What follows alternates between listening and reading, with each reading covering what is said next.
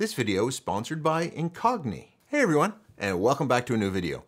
Have you looked at the video switch on your DSLR or mirrorless camera with some amount of suspicion and said to yourself, one day I'll flick that switch, but not today? Well, wait no more. In this video, I'm going to take the mystery out of shooting video and give you some settings to get started, and I'll include some tips that people from a photography background in particular need to know. If you stay till the end, I'll answer the question many have on your minds. Can I get usable photo stills from my video frames? My name is Simon D'Entremont, and I'm a professional nature and wildlife photographer living in Eastern Canada. I make weekly videos giving you photo tips or taking you behind the scenes for nature photography.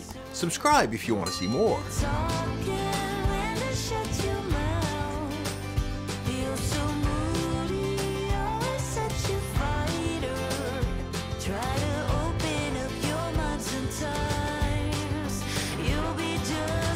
By the way, this subject of a video on video, if you know what I mean, came from my viewers. If there's a subject you'd like to see in one of my future videos, let me know in the comments below.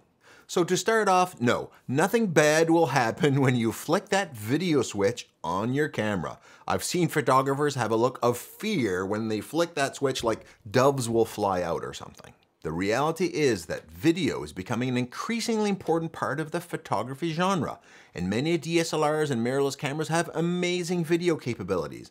And whether you're a real estate photographer or wedding photographer or shoot wildlife or landscapes professionally, many of your clients also want video along with photos. Or even if you're a hobbyist, most social media platforms these days are really favoring video content, either in the form of shorts or more interactive media. And finally, if you're none of these, just compare this photo of mine of a flock of sandpipers compared to slow motion video. There's no doubt about it, video is a cool format. So let's get started with some fundamentals of video so that what I say later makes sense. The first thing we need to understand from video is a feature that doesn't even exist for the photographer, and that's the playback frame rate. Note that this isn't the shutter speed.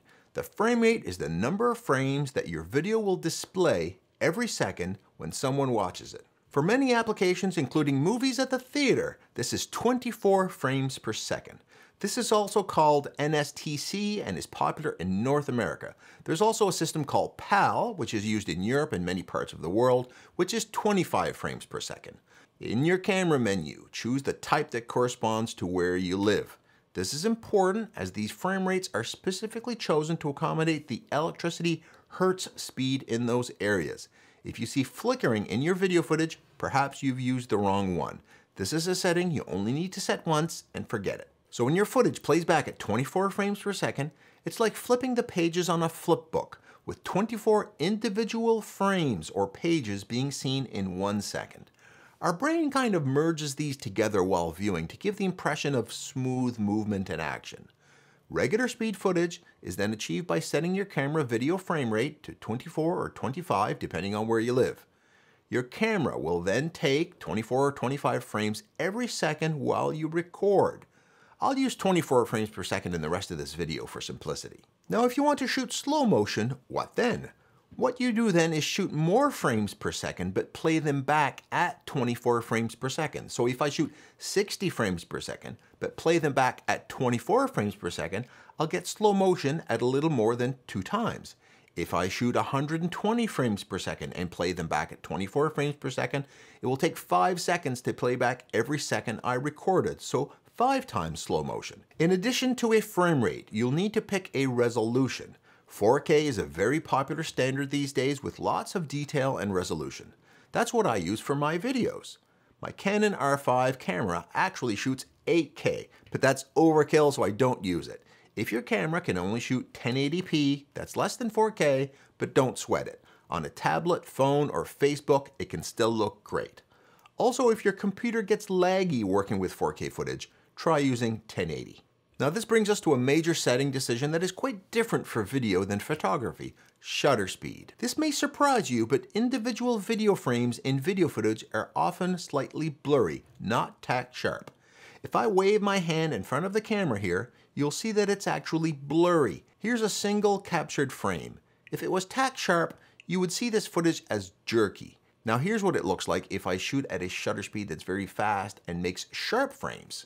you'll see that the movement appears a bit jerky. Here's some footage of wildlife shot at shutter speeds that have a bit of blur, and another shot at high shutter speed that makes the footage look jerky. It turns out that there's a sweet spot for video shutter speed to get it to look natural, which involves a bit of blur, and there's a simple formula. Make the shutter speed on your camera twice your playback frame rate. So if you're shooting your video at 24 frames per second, make your shutter speed double that, 1/48th, or the closest available 1/50th of a second. If 60 frames per second, make it 120. If 120 frames per second, make it 1/250th. I don't know about you, but I've been drowning lately in my email inbox with emails that I can no longer differentiate between spam and real emails. And my spam filter can't either. AI has given these scammers powerful tools to come after you, your money, and your data with credible-looking emails and phone calls in ways that are harder than ever to tell from legitimate business deals. That's where the sponsor of this video, Incogni, comes in. The problem here is that your personal information is being collected, bought, and sold on a regular basis by data brokers who are in the business of trading in your data. They aggregate information about you like your name, phone number, address, and online activity and sell it, sometimes to people with bad intentions. But you can do something about this. The good news is that you have the right to protect your privacy and request that data brokers delete the information they hold about you. The bad news is that there are hundreds of data brokers out there, and finding them all and requesting to opt out one at a time would be a nightmare. That's where Incogni comes in. The way it works is that you create an account, you grant Incogni the right to work on your behalf, and kick back and watch them contact data brokers to get you off their lists. They even have a dashboard to see how many requests they've sent out and how many have been actioned. And if the data brokers object, they'll deal with that too. The result will be less junk in your email, fewer scams, and fewer robocalls. So take advantage of this opportunity to protect your data and worry less about it. You can learn more at the link in the show notes, and the first 100 people to use the code Simon D'Entremont at the link below will get 60% off Incogni. Now we face another difference between photography and shooting video. In photography, if the image is too bright, we just crank up the shutter speed to darken the exposure. But in video, our shutter speed is essentially fixed, so we really only have aperture and ISO to play with. And with really low shutter speeds we use, like 1/50th of a second, in the full day sun, our video is often too bright, so we lower the ISO. But even when we lower it to 100, its lowest on many cameras, the video footage is still too bright. That leaves us two options. One is to reduce the size of the aperture to reduce the amount of light to the sensor. This is indeed a viable option if getting a shallow depth of field isn't that important. The other option is to darken the exposure with neutral density filters. That is, filters designed to intentionally darken the image. So you place these in front of your lens or use a drop-in filter for large telephoto lenses. And that allows you to shoot without blowing out your footage. In case you're wondering, many high-end professional video cameras have these ND filters built right into the cameras. When I shoot wildlife video in bright daylight, I don't find using filters convenient in the field, so I either stop my aperture down or I shoot slow motion footage at a higher shutter speed, making the problem more manageable. So when you're just starting out shooting video, outdoors in the full bright sun isn't the best time to start practicing. One other big difference that the video format has compared to photography is audio. It's a whole new sense that's added to your video footage, and it allows your photo to go from this to this. I think you'll agree it adds a very nice touch. But what are the key takeaways about getting good audio? I could spend a whole video about audio settings and audio processing, but here's the short version. Don't use the camera's built-in microphone and get an external microphone instead. The reality is that the built-in mic on your camera isn't very good, and it's often far away from your subject. Audio quality greatly benefits from two things. One is being targeted to your audio source, and the other is being close to your audio source.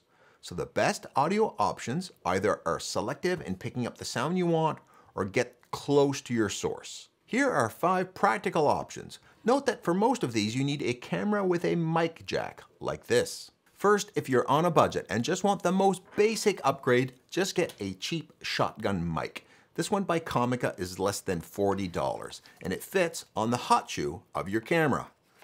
This shotgun mic listens for sound where it's pointed and tries to ignore sounds from the environment. You can use this handheld for vlogging or capture more sounds at a distance. If you want to spend more, you can get better quality and more sound isolation from a higher end shotgun mic, like this Rode VideoMic NTG. It's about $250 US. Not only what I use for wildlife, but also what I use right here in the studio. If you're trying to record someone speaking and mobility isn't an issue, you can use what's called a lavalier mic with a cord. These are like $20 on Amazon. If you need to move around more, you can get a wireless lavalier mic like this Rode Wireless Go 2. You put the mic on yourself and the receiver on the camera. The advantage of these lapel mics is that you can speak in a normal voice even far away from the camera and still sound good. Here's what some of these mics sound like. This is me using the stock microphone on the camera. And here I am using the Rode Wireless Go 2 on my shirt. The last option is to get a field recorder like the Zoom H1N, about $100 US. These are usually designed to capture all of the sounds in the environment, not just the subject. So if you want to capture all of the forest or jungle sounds to add to your video footage, this is what you want. They can either be plugged into your camera or just handheld and the sound added to your video footage later by recording to a micro SD card. Don't forget that for all of these, you want a wind sock for windy days. Otherwise, you'll get lots of wind noise in your audio footage, like this. Hey everyone. Now, one thing that people sometimes struggle with in video is getting smooth footage. While we can use high shutter speeds to freeze the action in photography, in video, how do we get the footage to look good, or what some people would call cinematic? One is to use a tripod. That way your footage is smooth or steady and not moving all over the place. Second, if your camera has sensor stabilization or your lenses have stabilization, turn these on. And third, if you want to track the movement with your footage, get a video or fluid head. These heads are designed to slowly and steadily pan back and forth gradually, avoiding the sometimes jittery or jerky movement of trying to follow action using a regular ball head on your tripod. And finally, one thing that takes lots of practice is shooting handheld, especially when incorporating movement into your video, which looks really good. One trick here is to shoot in slow motion. Because it plays back at a slower rate, any movement on your part is smoothed over, making it look much more controlled.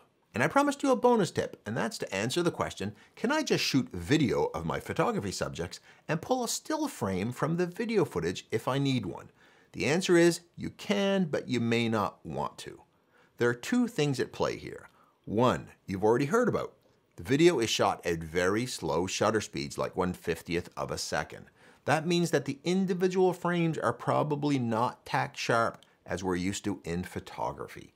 They intentionally have some blur in them. Now you could shoot video at a higher shutter speeds in case you want to pull a frame out, but then your video footage won't look very good. Secondly, most camera video modes don't use the full resolution of the sensor in the same way that the photo mode does.